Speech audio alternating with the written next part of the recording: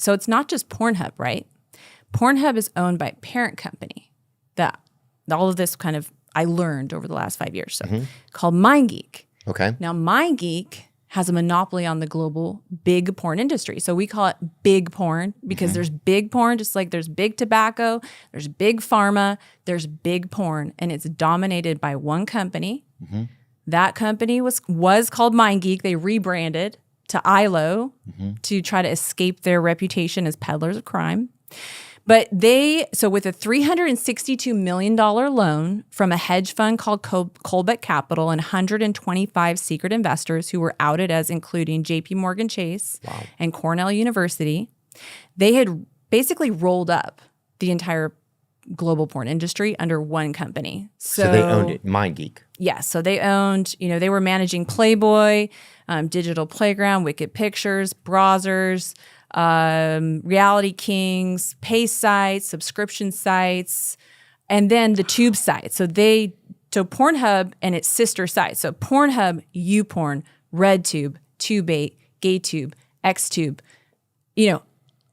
I could go on and on. Yeah. They own the most popular tube sites. So Vegan Tube, is that one? That's no time for jokes.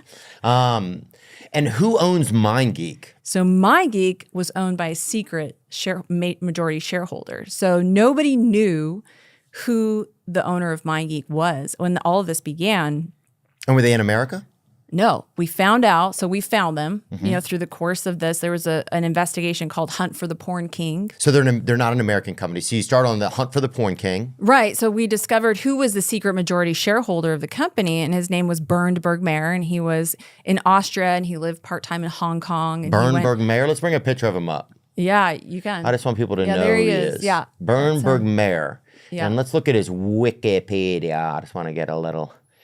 He grew up as a son of farmers in Ansfelden, attended grammar school in Linz, he studied at University of Linz, wherever that is. He worked at Goldman Sachs in New York. He became the owner of porn site RedTube in 2013. He sold to the site Manwin, now known as Alyo. He was a former majority owner of Pornhub and MindGeek. Okay. Yep. Just want to make sure we So see him. he was the majority, and then Feroz Antoon and David DeCillo were the CEO and the COO, and they were the minority shareholders, and they had kind of hidden themselves from the public as well for a really long time. Okay, and are these guys all from Austria? Are they all from a specific place? So Canadian. So the company is an international corporation. They are headquartered in Canada. So they have most of their employees in Canada, but they have offices now they have an office in Texas. They had one in LA, Cyprus, Romania, MindGeek has offices everywhere? Everywhere. Wow. Yeah.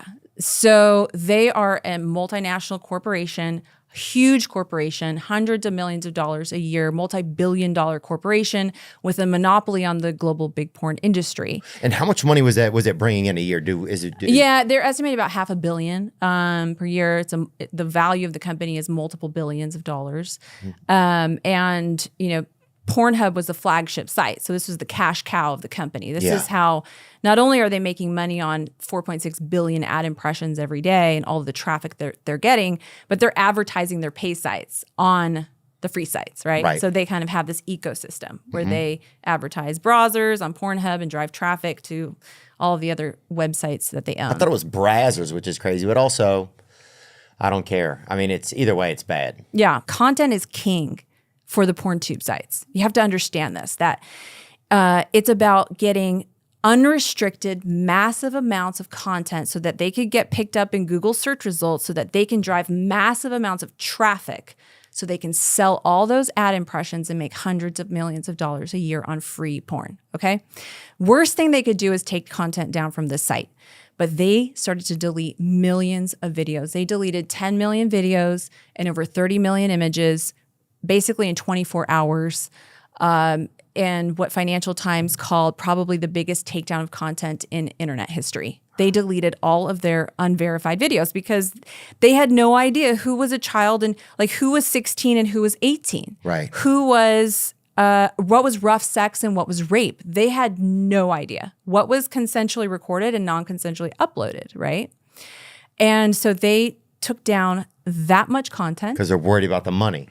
Yeah. They wanted to woo the credit card companies back. Right. Is they said, okay, we have to we have to do this. They basically deleted their site. 80% of it at the time. They had 30 moderators moderating the millions of videos on Pornhub. Now compare that with Facebook's 15,000 moderators, and they still don't have enough. These moderators, they were viewing between 800 and 2,000 videos per shift, clicking through those videos with the sound off, just clicking through them, guessing. Like I call it the underage guessing game. Like this is a game of Russian roulette with people's lives. They're trying to guess who's 15 and who's 18, who's 16 and who's 19.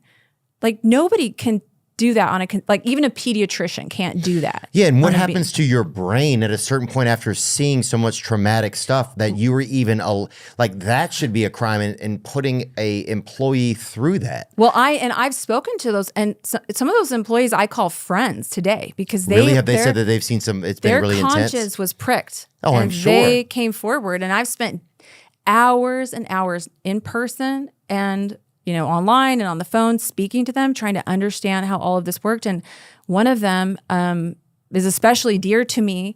And he told me that it was so hard on him to do this job, but he needed the money. And he was abused as a child. He was sexually abused as a child. Wow. So it was especially hard for him to do this. But I think that's almost wonder why he went and did it. It's like you could find something else to do probably. I mean. Not calling him out, but it's like maybe there's some weird thing that's created there too that like, I don't know. I appreciate what he did in coming forward. So this is the company. This is who we're kind of coming up against, right? And so all of this started to take off and go viral, and victims are coming forward, whistleblowers. I told you about the former owner who came forward. His name is Fabian Tillman, and he was called the Zuckerberg of porn. He's the one. Let's bring him up. I just want to get I want to put a face to these guys. Fabian Tillman. He looks Danish, huh? Thy. Yeah, there you go. Yep. Fabian Tillman. He's the one that put Pornhub on the map. He kind of had this vision for... The German entrepreneur who once built the biggest adult entertainment company in the world. Let's see him. That's him. Fabian. Okay, so he's one of the guys schlepping it. So he's the one who actually revealed to me who the secret majority shareholder was that he sold the company to. Yeah, he reached out in summer 2020 to say he wanted to help.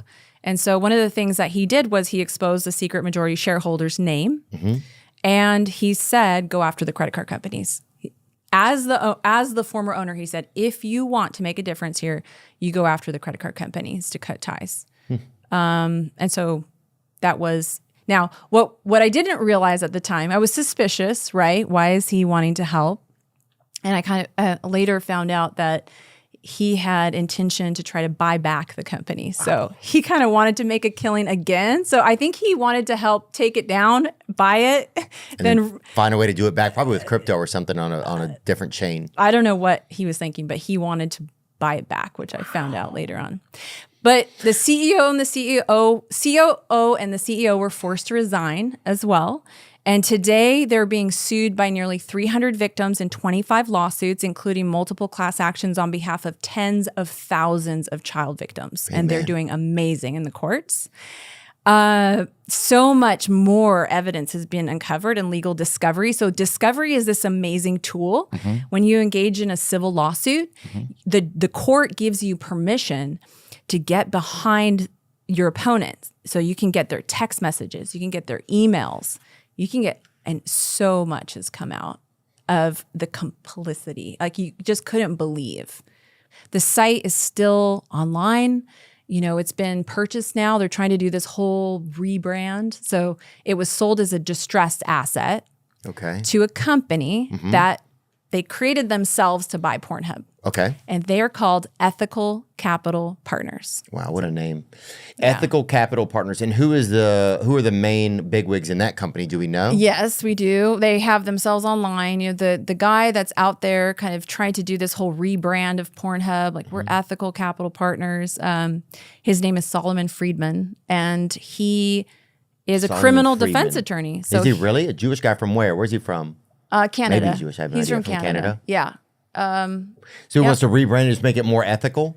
Well, I mean, that's what they're saying, right? They're saying they called themselves Ethical Capital, yet at the same time, you know, they didn't. So Ethical Capital Partners, there's still stuff out there that's not supposed to be there. Yes, they still haven't actually implemented Right. the preventative policies. So what's necessary. ethical about it? It's just a farce. I Right. mean, it's just, you know, and that's why I think it's so important to sound the alarm on this rebrand, because from a victim's perspective, like this is also a miscarriage of justice for them to go out there and try to resuscitate Pornhub's brand to say, oh, we're Ethical Capital. Listen, the men who made that decision to have 30 moderators just guessing what's rough sex and rape, guessing, and they guess wrong all the time. They were skipping through 2,000, you know, thousands of videos per shift. And they're still running Pornhub today. So they're still on the 6th floor Aquamarine Montreal Tower of that corporation running Pornhub today. Yes, the CEO and the COO were forced to resign, but they have the same CFO. They have the same CLO. Who's the CFO? Let's see. Eddie DeSanto. Eddie DeSanto, bring him up. I don't know if you'll find him. They try to hide his face? They try to, I know, but sick. some of them, I mean, you can find Ryan Hogan, Matt Kalichi. So you can look up Kareem Almarazi. He is the Let's look him up. CPO, and he's running it today. Kareem Almarazi. So There that's he him. is. So he's there Let me today, see. right? Yep, about him from Canada as an integral part of the mobile broadband team. Telecommunication engineering. Went to University of Montreal.